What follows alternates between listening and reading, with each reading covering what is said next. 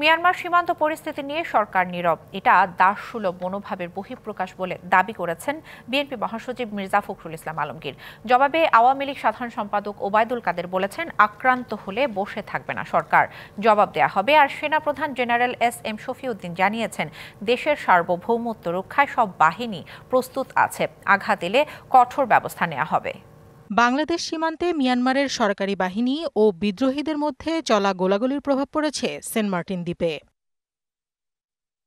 এ নিয়ে সরকারের বিরুদ্ধে নীরবতার অভিযোগ তুললেন বিএনপি মহাসচিব। জাতীয় প্রেসক্লাবে এক আলোচনা সভায় তিনি এ অভিযোগ করেন।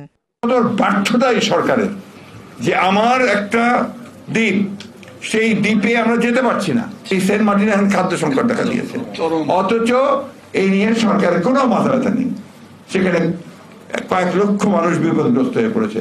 এই যে নতজানু মিয়ানমারের মতো একটা দেশকেও কিছু বলা যাবে না। বিষয়টি নিয়ে সরকারের সমালোচনা করেন জাতীয় সংসদে বিরোধী দলীয় নেতা এবং জাতীয় পার্টির চেয়ারম্যান জি.এম. কাদেরও। সরকার যেখানে কোস্টগার্ড শুনলাম তারা সরে আসছে, পরে আবার তারা বিভিন্নভাবে একেবারে আমাদের ভূখণ্ডে চলে আসতে চাচ্ছে। আমাদের সার্বভৌমত্বের উপর হামলা হচ্ছে।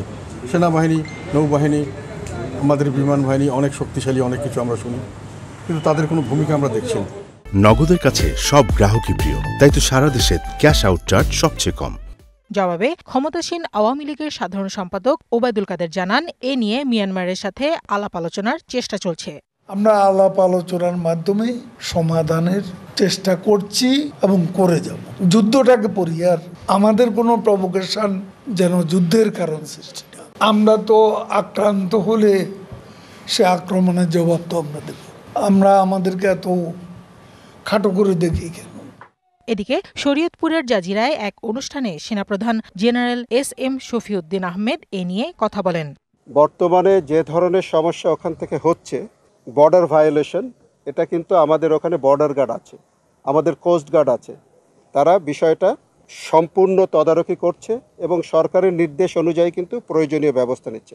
আমরা কিন্তু খুব প্রস্তুত আছি, যদি এর চেয়ে লেভেল অন্যদিকে যায় তার সমুচিত ব্যবস্থা আমরা নিব। আমাদের শুধু সেনাবাহিনী, আমি জানি নৌবাহিনী, বিমান বাহিনী, তারাও প্রস্তুত। আমরা তো যুদ্ধ করতে চাই না, আমরা সবার সঙ্গে বন্ধুত্ব বজায় রাখতে চাই। কেউ যদি যুদ্ধ চাপাই দিতে চায় বা কোনো কারণে যদি আমাদের সার্বভৌমত্ব ক্ষুণ্ণ হয়, তাহলে তো আমরা ছেড়ে দেব না। সেখানে সেনাবাহিনীর ৯ পদাতিক ডিভিশনের তত্ত্বাবধানে একটি ব্রিগেড সিগন্যাল কোম্পানির পতাকা উত্তোলন করেন সেনাপ্রধান। কোহেরিন ফারহানাজ, ডিবিসি নিউজ ডেস্ক।